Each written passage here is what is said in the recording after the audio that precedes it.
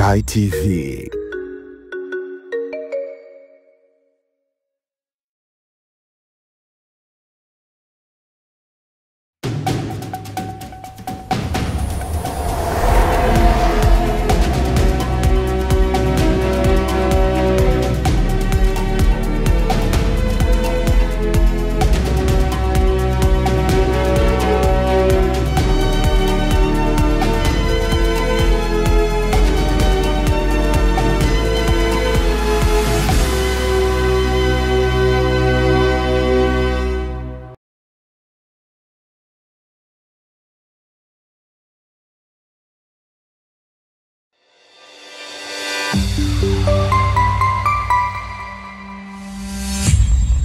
Sky TV.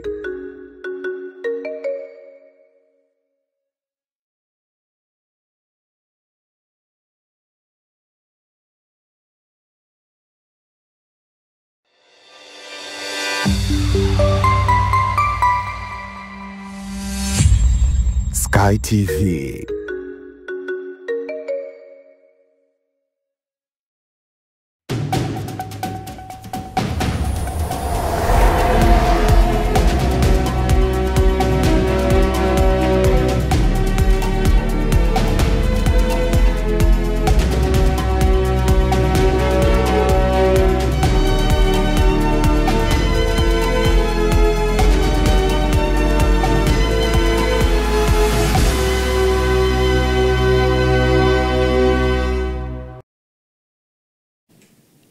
Iki kutangazia kutoka studio namba 1 hapa jijini Dodoma. Karibu katika taarifa ya habari ya kutwa nzima ya leo. Msomaji ni Mendi Joseph na kwanza ni muhtasari wake. Hamza Johari apishwa kuwa mwanasheria mkuu wa serikali. Na kimataifa, mgombea wa chama cha Democratic Mamdani ashinda umea wa jiji la New York huko Marekani. Na katika michezo, Yanga kutumia dimba la Amani michezo makundi kunako ligi ya mabingwa. Hujambo mtazamaji na karibu katika ulimwengu wa habari kutoka hapa Sky TV, tukikuletea dakika 60 za habari. Rais wa Jamhuri ya Muungano wa Tanzania Daktari Samia Suluhu Hassan leo Novemba 5, 2025 amemwapisha Hamza Johari kuwa mwanasheria mkuu wa serikali. Taarifa ya Ibrahim Jamali inafafanua zaidi. Uapisho huu umefanyika Ikulu Chamwino mkoani Dodoma na kuhudhuriwa na viongozi mbalimbali wa serikali. Mimi Hamza Saidi Johari naapa kwamba nitakuwa mwaminifu kwa Jamhuri ya Muungano wa Tanzania na kuitumikia kwa moyo wangu wote, na kwamba nitaihifadhi, nitailinda na kuitetea Katiba ya Jamhuri ya Muungano wa Tanzania kwa mujibu wa sheria iliyowekwa. Ewe Mwenyezi Mungu nisaidie. Mimi Hamza Saidi Johari naapa kwamba nitaitumikia kwa uaminifu Jamhuri ya Muungano wa Tanzania na rais wake katika kazi ya mwanasheria mkuu wa serikali. Ewe Mwenyezi Mungu nisaidie. Mimi Hamza Saidi Johari naapa kwamba katika kazi yangu ya mwanasheria mkuu wa serikali kwa vyovyote vile sitatoa siri ambazo nitazijua katika kazi zangu, isipokuwa katika kutimiza wajibu wa kazi hizo au kwa idhini ya rais. Ewe Mwenyezi Mungu nisaidie. Mimi Hamza Saidi Johari ninauahidi umma kwamba nitakuwa mzalendo na mtii kwa Jamhuri ya Muungano wa Tanzania. Nitakuwa mwadilifu na mfano kwa watumishi wa umma, watumishi wa bunge, watumishi wa mahakama na watu wengine katika kukuza na kusimamia maadili. Sitatumia cheo changu kwa maslahi binafsi au ya familia yangu, ndugu zangu au marafiki zangu au mtu mwingine. Nitalinda na kutumia rasilimali za umma kwa maslahi ya umma. Nitatekeleza majukumu yangu na kufanya maamuzi kwa kuzingatia katiba, sheria, kanuni, taratibu, miongozo, mila na desturi za Jamhuri ya Muungano wa Tanzania. Sitatenda kitendo chochote cha rushwa.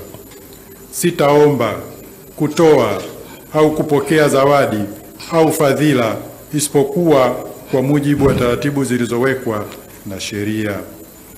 Sitatoa shinikizo linalokiuka sheria, kanuni, taratibu na miongozo katika utendaji kazi za umma. Sitatoa siri ambazo nitazipata au kuzijua katika utumishi wangu isipokuwa kama sheria itaelekeza vinginevyo. Nitatekeleza majukumu yangu kwa kuepusha mgongano wa maslahi wa aina yoyote, na mara zote nitatoa uamuzi kwa kuzingatia katiba na sheria. Nitatoa huduma bora kwa usawa kwa watu wote bila kujali misingi ya dini, siasa, kabila, udugu, utaifa, ukanda, jinsia au hali ya mtu. Na nitazingatia na kulinda heshima ya nafasi yangu ya uongozi wa umma ninapokuwa kazini, nje ya mahali pa kazi na hata nitakapostaafu au kuacha kazi. Tamko: ninakiri kwamba nimeisoma hati hii ya ahadi ya uadilifu kabla ya kuweka saini. Ninakubali na kutambua kwamba masharti yaliyomo katika hati hii ni ya kimaadili na kisheria na ninawajibika kuyatekeleza. Ninaelewa kwamba kuvunja masharti hayo ni kiukwaji wa maadili yaliyowekwa kwa mujibu wa sheria ya maadili ya viongozi wa umma na sheria za nchi, na hatua za kisheria zinaweza kuchukuliwa dhidi yangu iwapo nitakiuka masharti hayo. Hamza Johari aliteuliwa na Rais Samia kushika wadhifa huo Novemba 3, 2025. Kwa mujibu wa Katiba ya Jamhuri ya Muungano wa Tanzania, mwanasheria mkuu wa serikali ndiye mshauri mkuu wa serikali katika masuala yote ya kisheria. Ibrahim Jamali, Sky TV. Asante Ibrahim Jamali kwa undani wa taarifa hiyo. Mtazamaji, tuangazie taarifa nyingine. Katibu wa Bunge Baraka Leonard amewaita wabunge wateule kufika Dodoma kuanzia Novemba 8 hadi 10, 2025 kwa ajili ya shughuli za usajili na taratibu nyingine za kiutawala kabla ya kuanza kwa mkutano wa kwanza wa bunge la 13. Mariango Mgeta na maelezo zaidi. Kwa mujibu wa tangazo la rais lililotolewa kwenye gazeti la serikali toleo maalum namba 11 la Novemba 4 mwaka 2025, kikao cha kwanza cha mkutano wa kwanza wa bunge jipya kitafanyika Novemba 11 mwaka 2025. Katika shughuli zitakazofanyika katika mkutano huo ni pamoja na kusomwa kwa tangazo la rais la kuitisha bunge, uchaguzi wa spika wa bunge la Jamhuri ya Muungano wa Tanzania na uapisho wa wabunge wote. Shughuli nyingine ni kuithibitisha uteuzi wa waziri mkuu, uchaguzi wa naibu spika na ufunguzi rasmi wa bunge jipya utakofanywa na Rais Samia Suluhu Hassan. Aidha, katibu wa bunge amesisitiza kuwa wabunge wateule wote wanapaswa kufika wakiwa wamevaa mavazi rasmi na wakiwa na nyaraka muhimu zikiwemo hati ya kuchaguliwa au kuteuliwa kuwa mbunge, kitambulisho cha taifa, kadi ya benki yenye namba ya akaunti, cheti cha ndoa kwa waliooa au kuolewa, vyeti vya kuzaliwa vya watoto kwa walio na watoto, vyeti vya elimu vilivyothibitishwa pamoja na wasifu binafsi. Mariango Mgeta, Sky TV, Dodoma. Mtazamaji, taarifa ya Mariango Mgeti inatupa sawa kuangazia taarifa nyingine. Mkuu wa mkoa wa Dar es Salaam Mheshimiwa Albert John Chalamila ametangaza kusitisha huduma za usafiri wa mabasi yaendayo haraka maarufu kama mwendo kasi kati ya Gerezani Kimara na Gerezani Mbagala jijini Dar es Salaam. Sofia Daudi na taarifa kamili. Kusitishwa kwa huduma hiyo kulingana na RC Chalamila katika taarifa yake kwa vyombo vya habari kunalenga kutoa nafasi ya kufanyika kwa tathmini ili kujua uharibifu uliofanyika wakati wa maandamano yaliyofanyika Jumatano ya Oktoba 29, 2025 jijini Dar es Salaam. Katika maandamano hayo, waandamanaji waliharibu miundombinu hususan vituo vya mwendo kasi zaidi katika vituo vilivyopo barabara ya Morogoro kwa kuvunja vituo, mifumo ya ukataji tiketi na kuvichoma moto baadhi ya vituo vya kushusha na kupakia abiria. Katika mkoa wetu wa Dar es Salaam tuna mabasi yaendayo kwa kasi. Tuna DAT na tuna UDAT. vituo vingi vya mwendokasi vimeharibiwa, na kwa mantiki hiyo tunaendelea kuusitisha usafiri huu kwa njia ya Morogoro Road, yani BRT1, na tunaendelea pia kusitisha usafiri huu kwa njia ya Mbagala, yani BRT2. Kwa hiyo wale wote ambao walikuwa wanategemea mfumo huu wa usafiri, na naamini pia usafiri huu umekuwa ukiwasaidia watu wengi, tunausitisha mara moja. Jambo la kwanza, ili kufanya tathmini ya kina kuhusu uharibifu uliotokea. Jambo la pili, tunajua kwamba mifumo ya utukataji tiketi na mageti pia imeharibiwa, na kwa mantiki hiyo inatupasa tuwe na muda wa namna ya kuweza kurudisha hali hiyo kama ilivyokuwa. Tunawaagiza watu wa LATRA, wadau wa LATRA na watumishi wa LATRA ama mtendaji mkuu wa LATRA kutoa vibali vya muda mfupi kwa mabasi ya kawaida ili yaweze kutoa huduma katika njia hizi ambazo zilikuwa zinategemewa kwenye usafiri huu wa mwendokasi. Na jambo hili lifanyike mara moja ili kuongeza nguvu kidogo ya utoaji wa huduma mabasi kwa njia hii ya BRT1, yani ya Morogoro Road, na kwa hii njia nyingine ambayo nimeitaja hapo awali. Chalamila katika taarifa yake amewataka wananchi wote waliokuwa watumiaji wa usafiri huo kutafuta njia mbadala za usafiri katika kipindi hiki, wakati ambao unafanyika utaratibu wa kurudisha hali kama ilivyokuwa awali. Sofia Daudi, Sky TV. Mtazamaji, unatazama ulimwengu wa habari kutoka hapa Sky TV tulionayo usiku huu. Chama cha wananchi CUF chaitaka serikali kuunda tume ya kuchunguza kwa kina vurugu zilizotokea wakati wa uchaguzi mkuu. Karibu tena mtazamaji, kama ndio kwanza unaungana nasi, hii ni Sky TV. Mimi ni Mindi Josefu. Chama cha wananchi CUF kimeshauri serikali kuunda tume ya kuchunguza kwa kina vurugu zilizotokea wakati wa uchaguzi na wahusika waweze kuwajibishwa. Akizungumza leo Novemba 5, 2025 na vyombo vya habari jijini Dar es Salaam, mwenyekiti wa CUF Taifa Profesa Ibrahim Lipumba amesema wanalaani vurugu hizo na kutangaza mwezi mmoja maombolezo ambapo bendera za chama hicho zitapepea nusu mlingoti. CUF chama cha wananchi kinaitaka serikali kuunda tume huru ya uchunguzi ikiongozwa na jaji anayeaminika ili kuchunguza kwa kina mauaji haya na wahusika wote waweze kuwajibishwa. Watu wakiwa wanaandamana, hukumu yao sio kupigwa risasi. Hukumu yao ni kukamatwa na kupelekwa mahakamani kama wanaandamana kinyume cha utaratibu, sio kupigwa risasi. Kuna watu ambao wala walikuwa hawaandamani. Unahitaji uwe na jeshi la polisi ambalo sio jeshi la polisi. Wakati mwingine tunafanya makosa kuita hii ya police force. Wao wanaona kutumia nguvu. Tunahitaji tuwe na police service, huduma za polisi za ulinzi wa raia na mali zao. Lazima tujenge misingi imara ya uchumi jumuishi ambao utawapa matumaini vijana kwamba na wao pia wanaweza kuwa na maisha bora na maisha mazuri. Tunawapa pole ndugu na jamaa wote waliopoteza ndugu na wapendwa wao katika mauaji yaliyofanyika katika kipindi cha uchaguzi.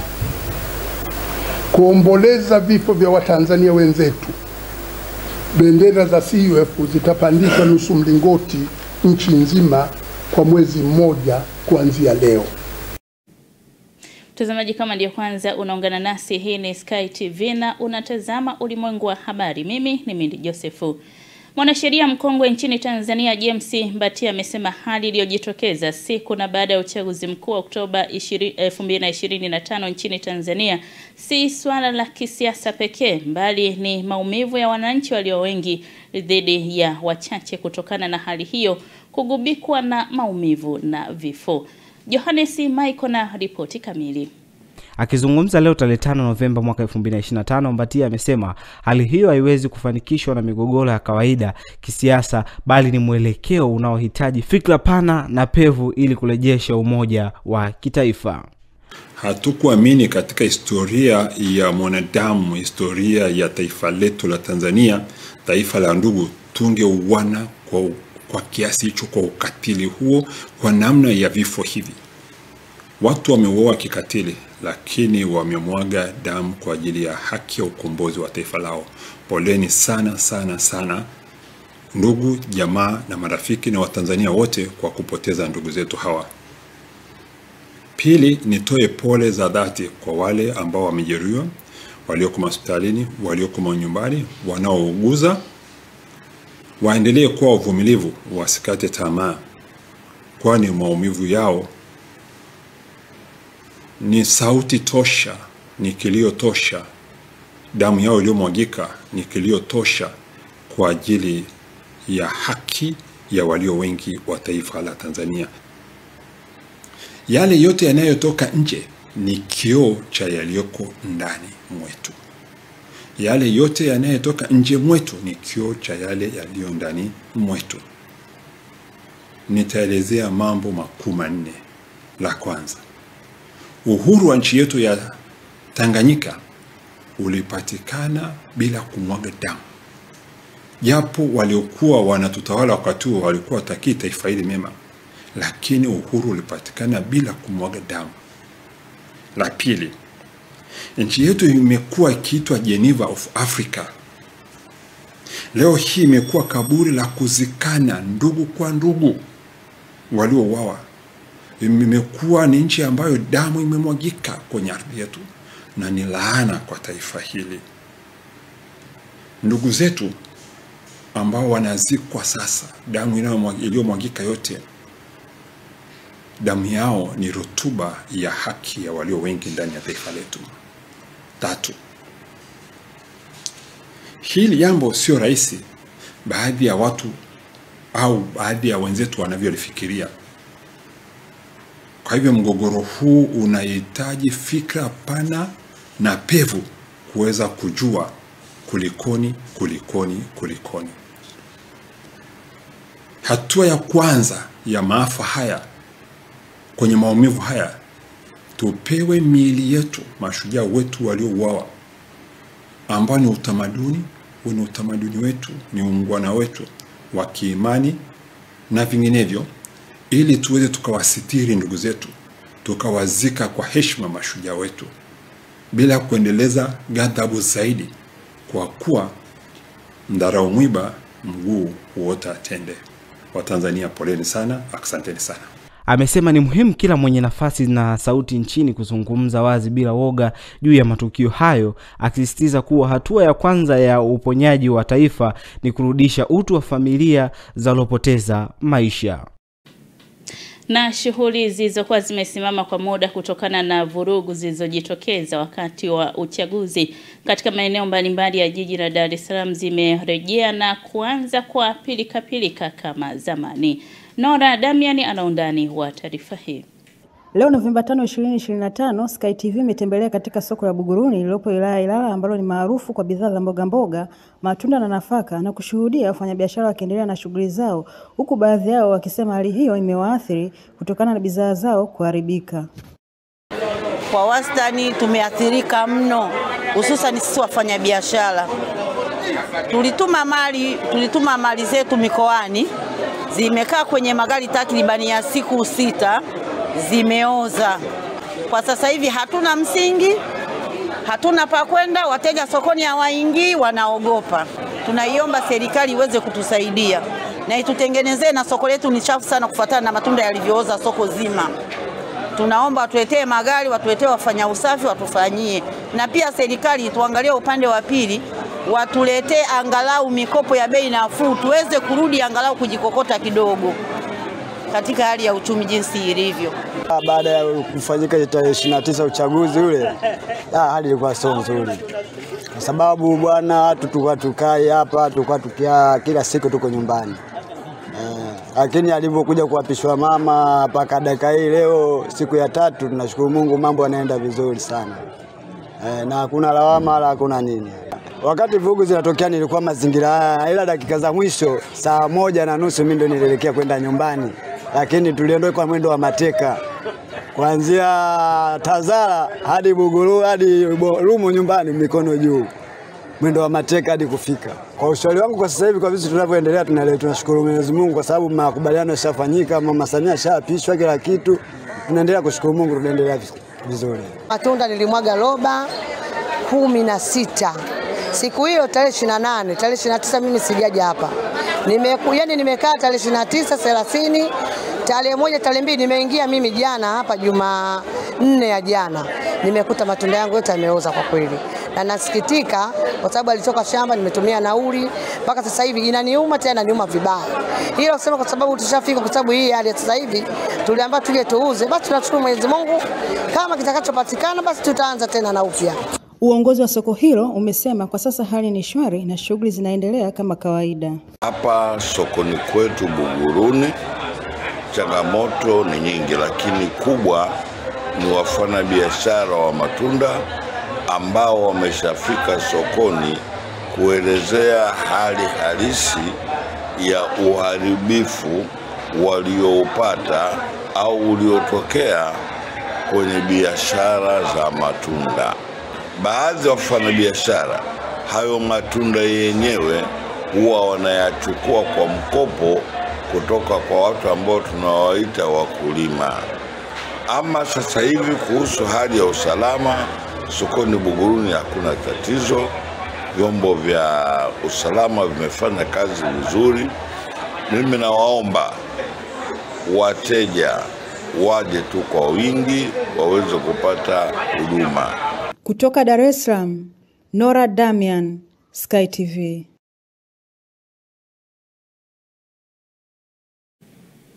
Asante Nora Damian kwa undani wa taarifa hiyo. Mtazamaji, tuangazie taarifa nyingine. Tume ya Haki za Binadamu na Utawala Bora imesema imejipanga kikamilifu kuanza uchunguzi wa kina kufuatia vurugu zilizojitokeza wakati wa uchaguzi mkuu uliofanyika Oktoba 29, 2025 ambazo zilisababisha vifo vya raia pamoja na uharibifu wa mali za umma na binafsi.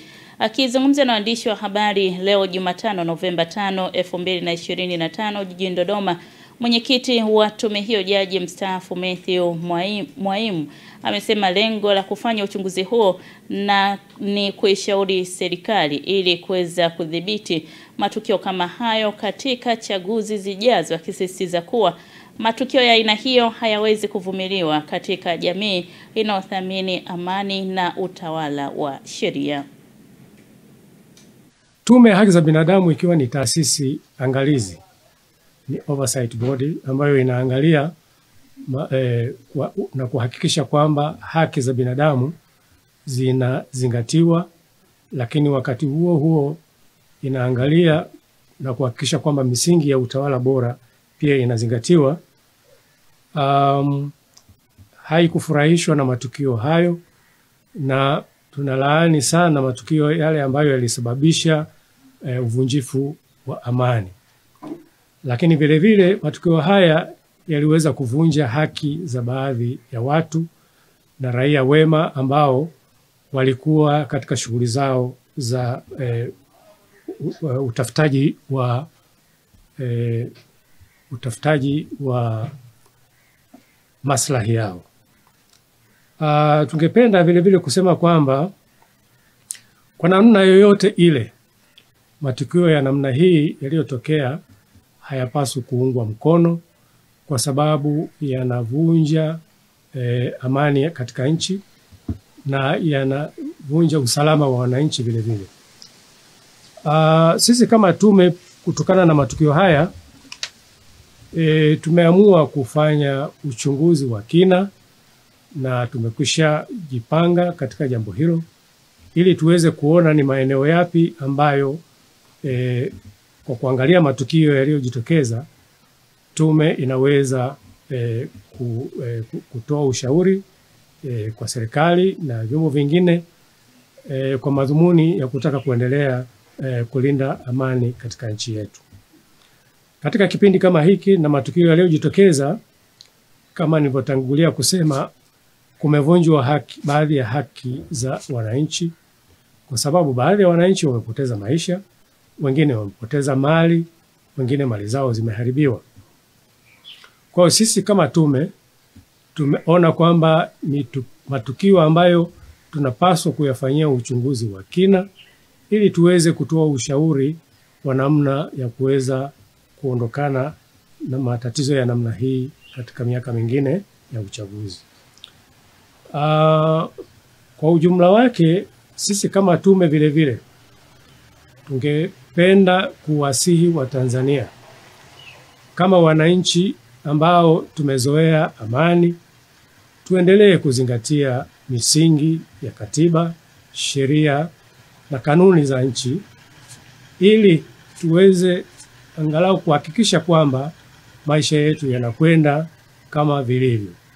Uchunguzi wetu unaanza mara moja, na kwa sababu hatujui ukubwa wa tatizo lenyewe, nimetaja baadhi ya maeneo, lakini inavyoonekana kuna maeneo mengine ambayo yalijitokeza, matukio kama hayo yalitokea.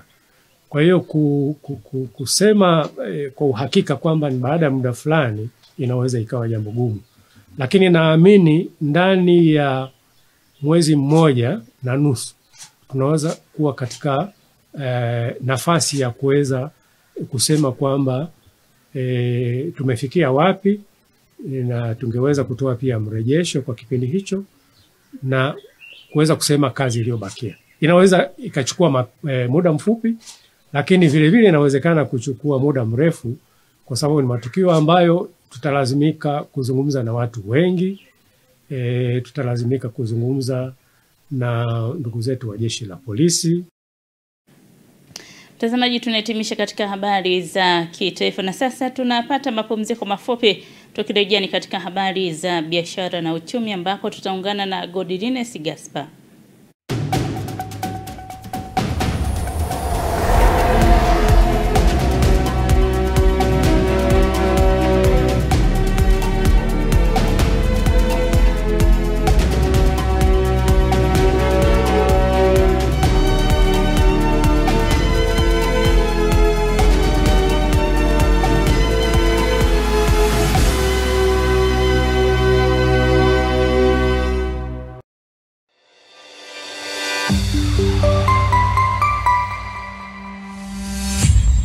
Sky TV.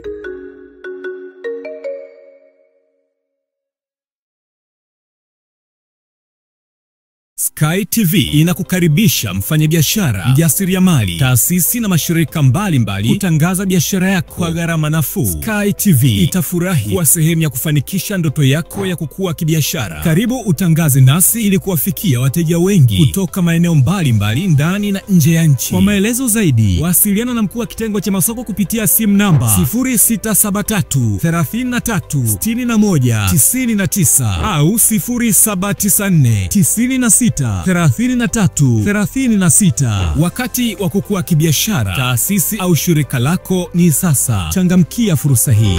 Sky TV, above the limit.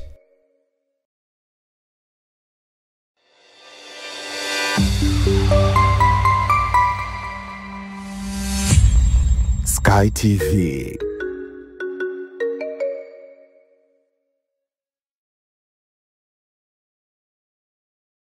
Tabasamu mfugaji, na usahau hasara milele kwa kukata bima ya mifugo kutoka NIC Insurance. Pakua app ya NIC kiganjani kutoka Play Store ama App Store, au tembelea tovuti ya www.nicinsurance.co.tz. NIC Insurance, sisi ndio bima.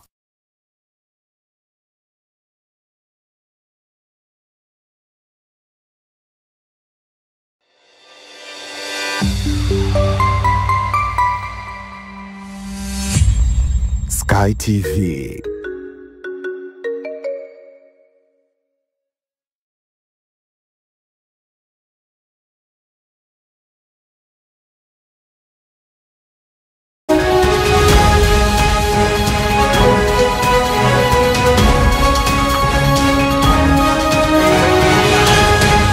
biashara na uchumi.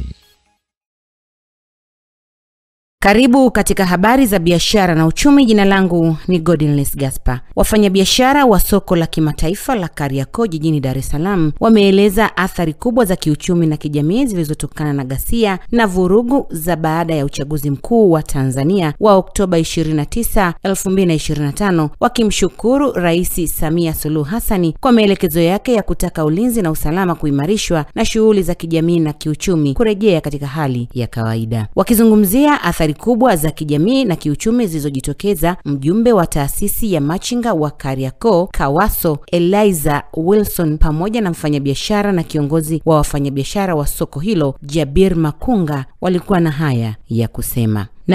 Hatujawahi kuona hata siku nyingine vurugu zilizotokea kama kipindi hiki cha chaguzi za mwaka huu, na asilimia kubwa athari nyingi imetujia hata sisi wa machinga huko tumeipata athari. Kwanza biashara hatujafungua toka tarehe 29, hatujafanya kazi yoyote. Tumepewa zuio la kukaa ndani tu, hakuna kutoka nje. Kwa hiyo hayo ni mazingira ambayo tayari moja kwa moja yametuathiri, na wakati huo sisi wananchi ni mtu wa kuamka ndio apate kula jioni, lakini unapokuwa umeshamzuia, zuio linakuja kwa ghafla, hilo kwa kweli limetuathiri sana wa machinga. Tunachoshukuru toka rais alivyoapishwa jana kuondoa zuio hilo, asilimia kubwa ya machinga tumeingia kazini na kazi zinaendelea Kariakoo, na maduka baadhi yake wamefungua, kazi zinaendelea. Kwa hiyo wito wangu kwa watu wengine ambao bado wa machinga hawajaja mjini, waendelee kuingia mjini. Amani ipo, usalama upo wa kutosha, hakuna mambo ya vurugu. Kwa hiyo natoa wito waje tuanze maisha mengine yaendelee. Naamini sehemu kubwa tumeathirika, hili tulisitokee. Hata ndugu zetu ambao mna changamoto juu ya serikali, basi kama rais aliposema yuko tayari kupokea kile ambacho mtu anacho, aende akifikishe. Basi kwenye hili kama rais pia alikubali kuwapa ruksa, kusiwe na vizingiti vikubwa sana, kusikiliza yale maoni ya watu ambao wanahitaji katika nchi yetu. Sisi ndio wenyewe, hakuna watu wengine. Tanzania ni moja na Watanzania ni wamoja. Mamlaka ya udhibiti wa huduma za nishati na maji EWURA imewaonya wafanyabiashara wa mafuta ya petrol na diesel kwa rejareja kuacha mara moja tabia ya kupandisha bei za bidhaa hizo kinyume na maelekezo ya mamlaka hiyo. EWURA imesema bei za mafuta ya petroli, diesel na mafuta ya taa kwa mwezi Novemba mwaka huu zimeendelea kubaki kama zilivyokuwa mwezi Septemba, na kwamba kila mfanyabiashara anapaswa kuzifuata bila kufanya mabadiliko yoyote. Kwa mujibu wa taarifa iliyotolewa leo jijini Dar es Salaam na mkurugenzi mkuu wa EWURA Dr. James Andilile, yaliyopokelewa katika bandari ya Dar es Salaam imebaki kuwa shilingi 2752 kwa lita ya petroli na shilingi 2704 kwa lita ya diesel. EWURA imesisitiza kuwa bei hizo ndizo zinazotakiwa kutumika katika vituo vyote vya mafuta hapa nchini. Na sasa tutazame viwango vya kubadilisha fedha kutoka Benki Kuu ya Tanzania BOT, ambapo leo Novemba 5, 2025, dola ya Marekani imenunuliwa kwa shilingi 2440 na senti 5 na kuuzwa kwa shilingi 2465. Paundi ya Uingereza imenunuliwa kwa shilingi 3186 na senti 9 na kuuzwa kwa shilingi 3218 na senti 7. Euro ya Ulaya imenunuliwa kwa shilingi 2802 na senti 7 na kuuzwa kwa shilingi 2830 na senti 8. Randi ya Afrika Kusini imenunuliwa kwa shilingi 139 na senti 6 na kuuzwa kwa shilingi 141 na senti 0. Shilingi ya Kenya imenunuliwa kwa shilingi 18 na senti 8 na kuuzwa kwa shilingi 19 na senti 0. Na shilingi ya Uganda imenunuliwa kwa shilingi 0 na senti 6 na kuuzwa kwa shilingi 0 na senti 7. Na huo ndo mwisho wa habari za biashara na uchumi kwa leo. Jina langu ni Godinless Gaspar.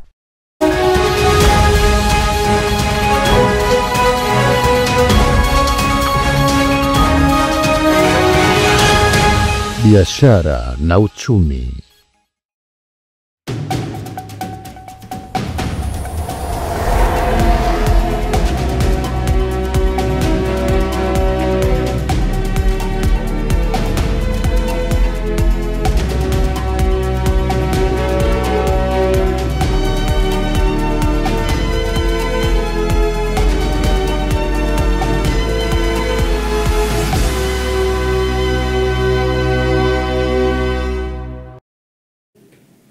Asante Godiness Gaspar kwa habari za biashara na uchumi. Mtazamaji, na moja kwa moja kwa sasa tunaungana na Pius Jayunga katika mkusanyiko wa habari za kimataifa, ambapo huko kubwa zaidi ni mgombea wa chama cha Democratic Mamdani ashinda umea jiji la New York huko Marekani.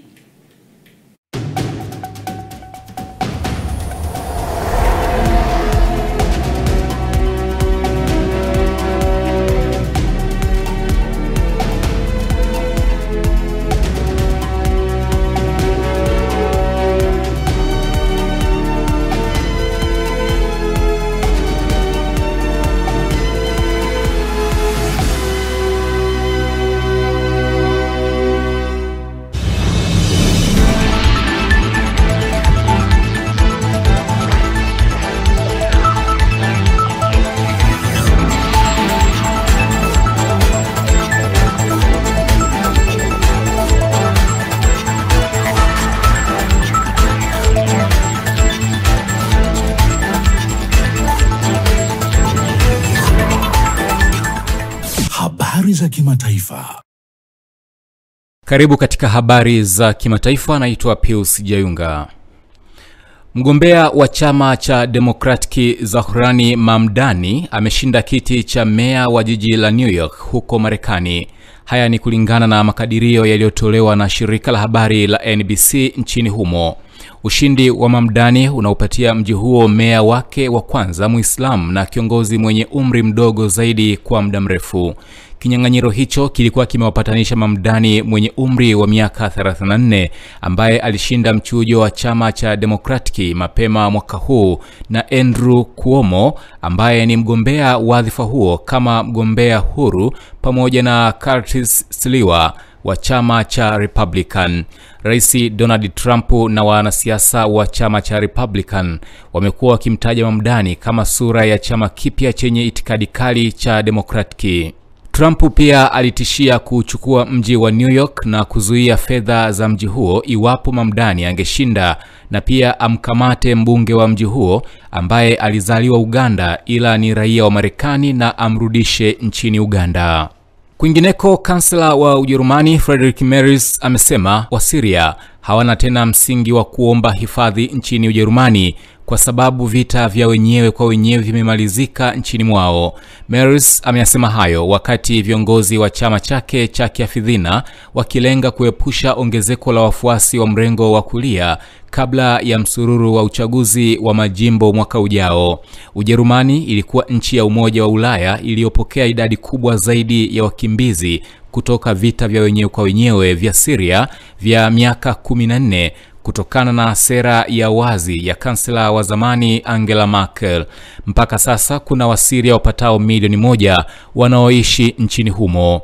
Lakini Merz na wafidhina wenzake kadhaa katika baraza lake la mawaziri la serikali ya muungano wanasema hali imebadilika kufuatia kuanguka kwa serikali ya Bashar al-Assad Disemba mwaka jana na kumalizika kwa vita.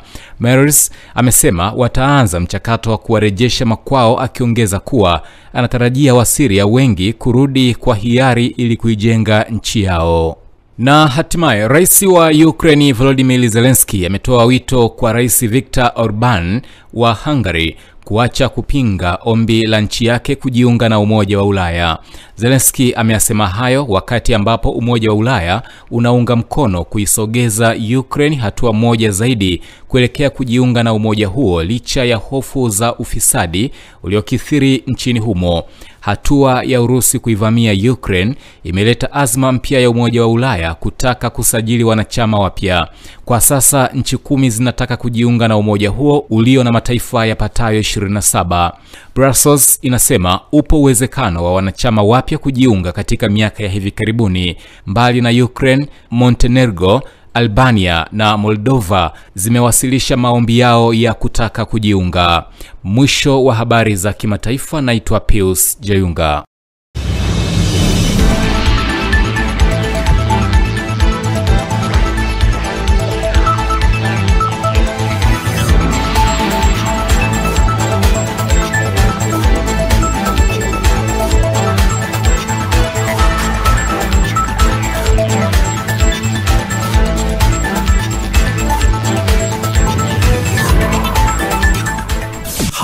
za kimataifa.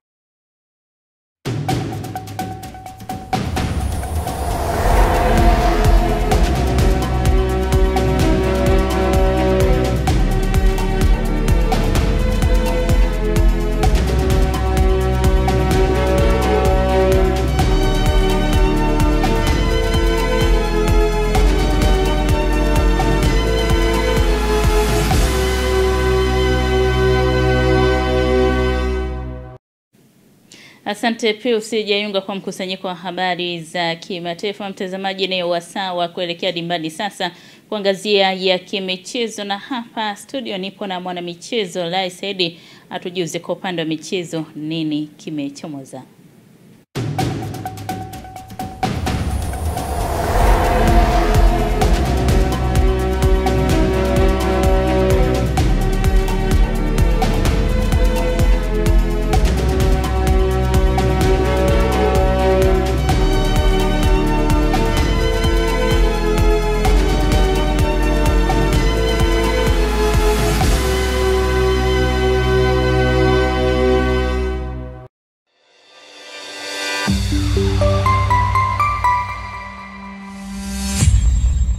Sky TV.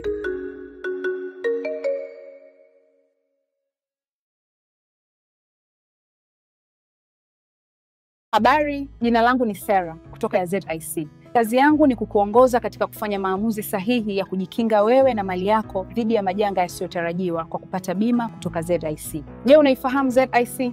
ZIC ni shirika la bima lililoanzishwa mwaka 1969 kutoa huduma za bima kwa wananchi, taasisi za umma na binafsi kwa lengo la kulinda uchumi wa watu binafsi na nchi yetu kwa ujumla.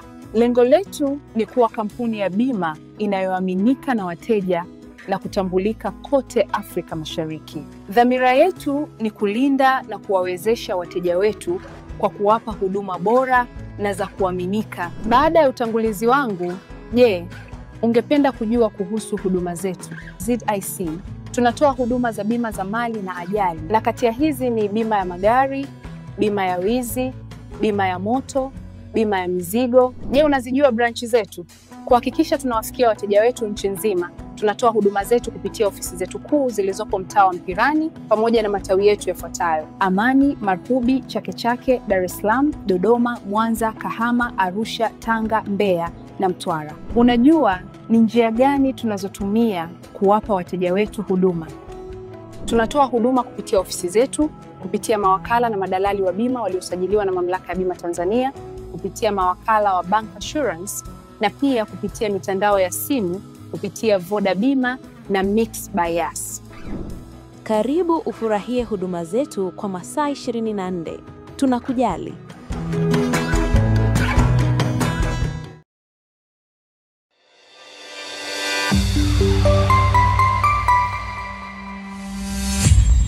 Sky TV.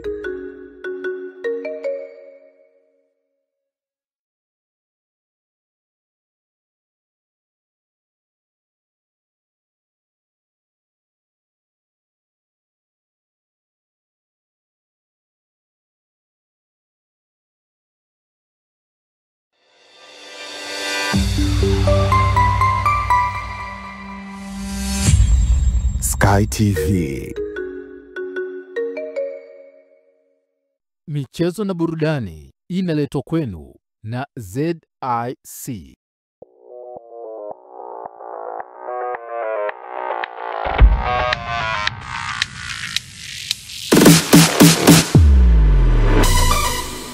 Habari za michezo na burudani.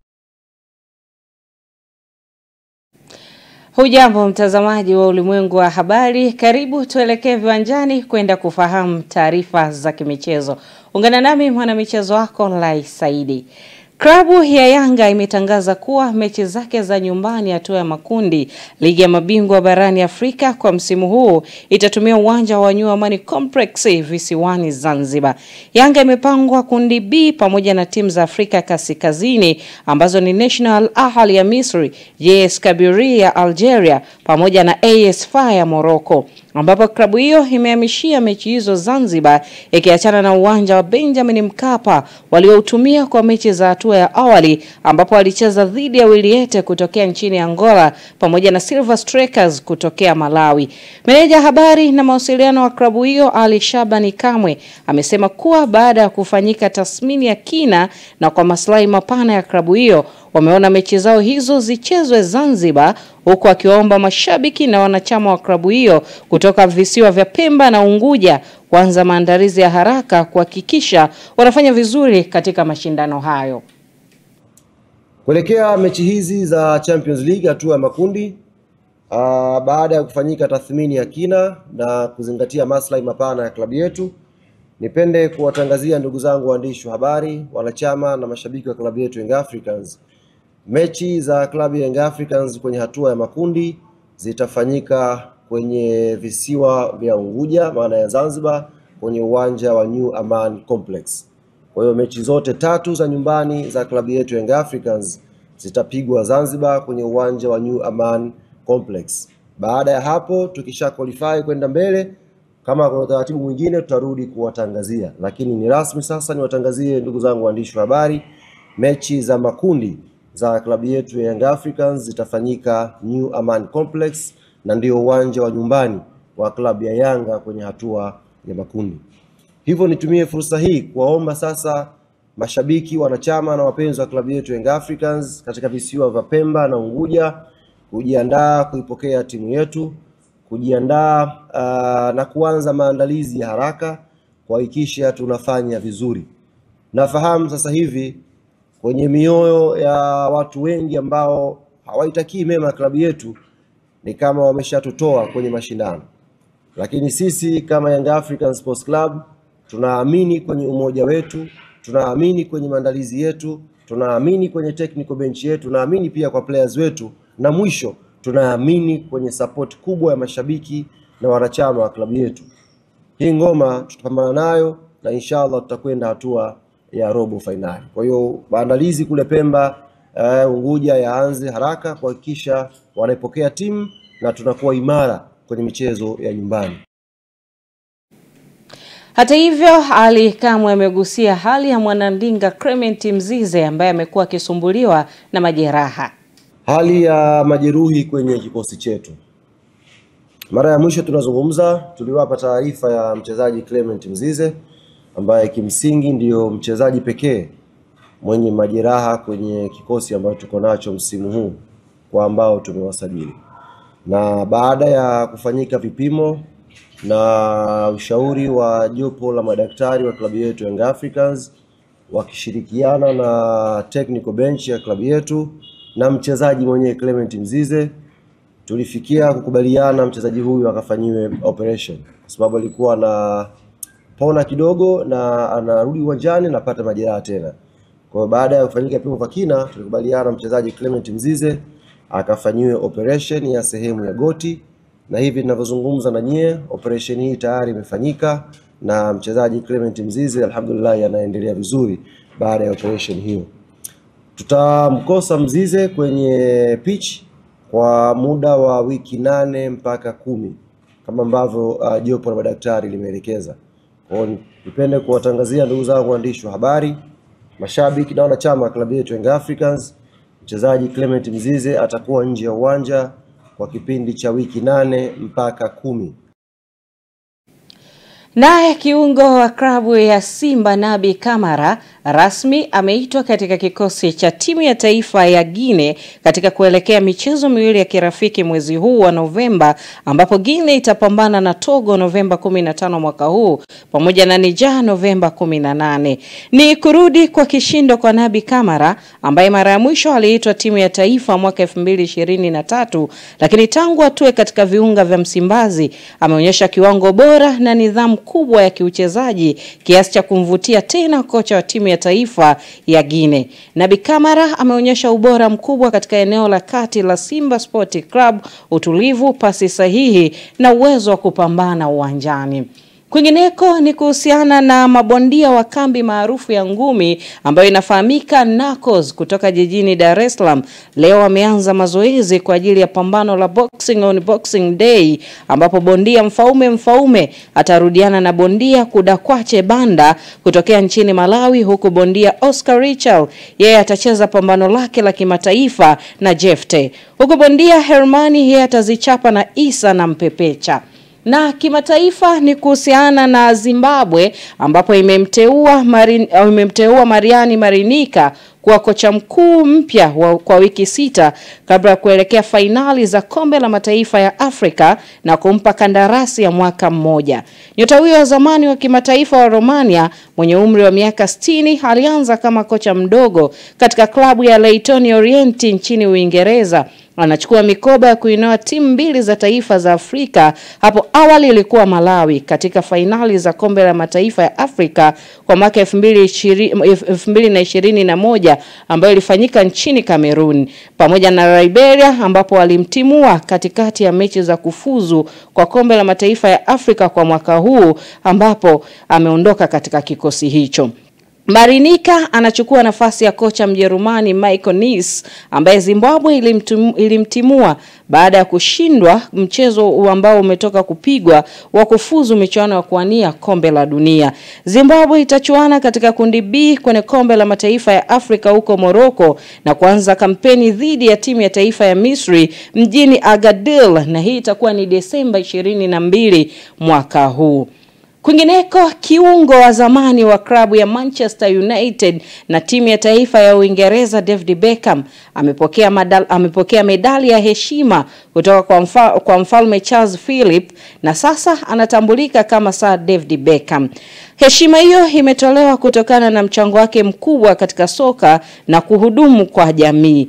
Beckham anakuwa mchezaji wa pili wa zamani wa Manchester United kupewa heshima hiyo baada ya Sir Alex Ferguson.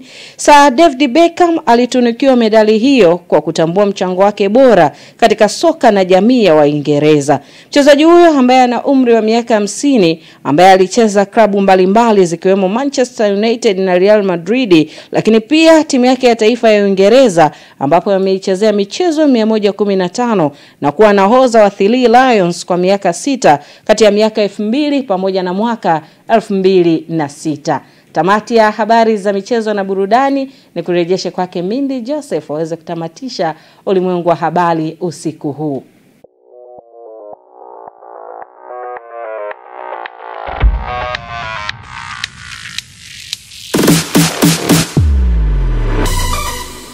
Habari za michezo na burudani. Michezo na burudani imeletwa kwenu na ZIC.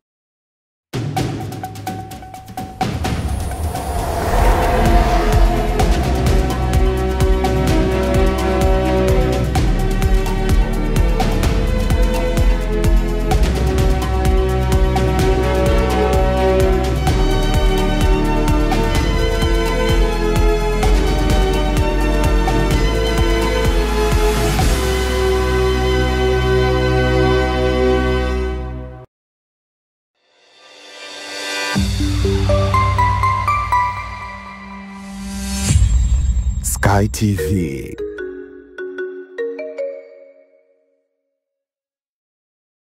Habari, jina langu ni Sarah kutoka ZIC. Kazi yangu ni kukuongoza katika kufanya maamuzi sahihi ya kujikinga wewe na mali yako dhidi ya majanga yasiyotarajiwa kwa kupata bima kutoka ZIC. Je, unaifahamu ZIC?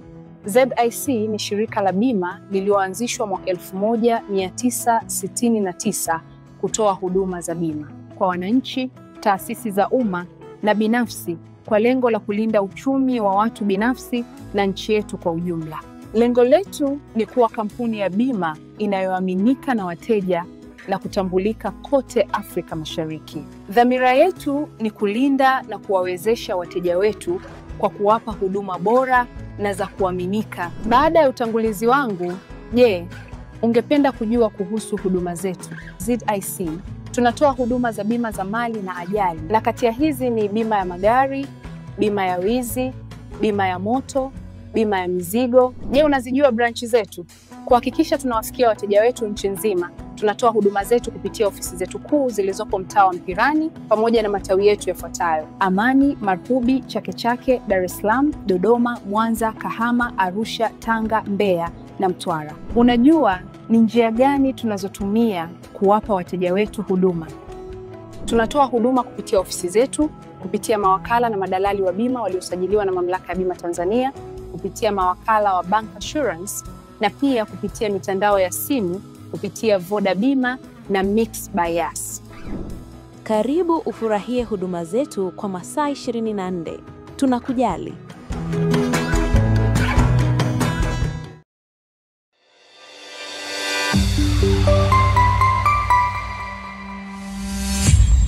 Sky TV.